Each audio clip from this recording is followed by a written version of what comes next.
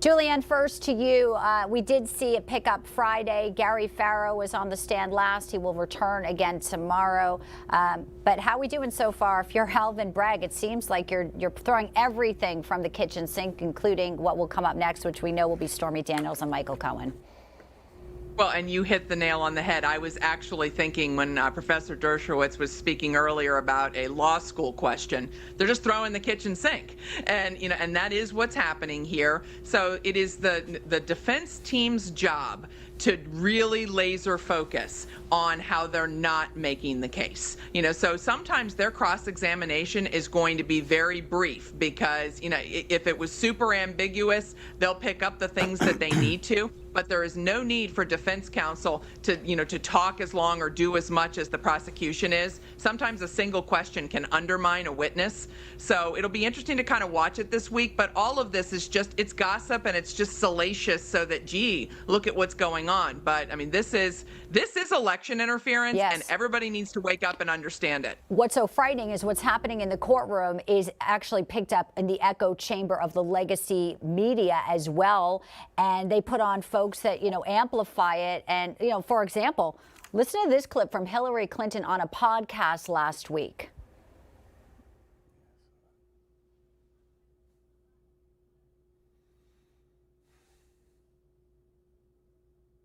All right, so they're looking for that, but it went viral because obviously, yet again, she's out there saying Putin kills his opposition. That's what Trump wants to do.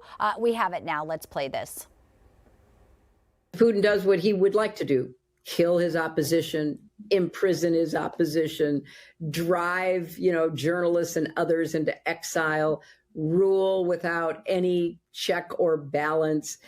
That's what Trump really wants. And so we have to be very conscious of how he sees the world, because in that world, he only sees strongmen leaders.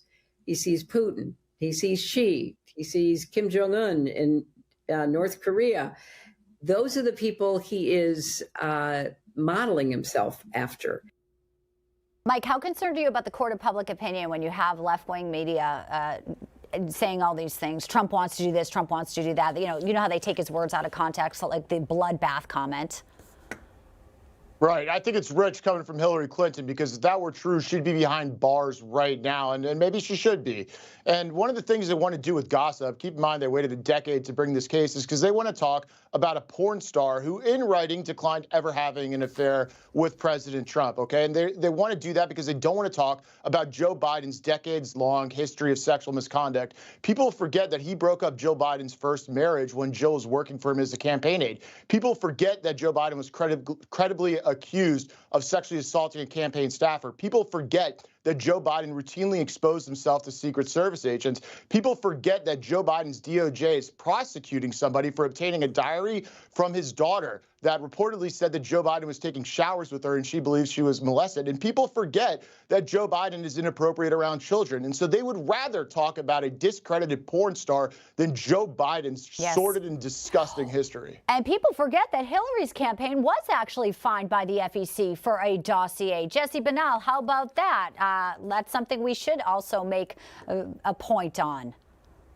Yeah, that's absolutely right. So that Steele dossier from the 2016 campaign that was, used to harass President Trump and try to interfere with his first administration, that was all paid for by the Hillary campaign, but it wasn't paid pursuant to campaign finance rules. What was done instead is they paid it through the law firm. So it made it look like she was just paying for law firm expenses instead of paying for the Steele dossier. Now, if it was a Republican that had done that, then they would have put everybody involved right in front of a D.C. jury, and they'd still be sitting in prison today. But of course, the Department of Justice always finds an excuse to not go after the left, and they always find a reason to go after President Trump and his supporters. Doug, 20 seconds, your final thoughts on where we are right now with all of this lawfare.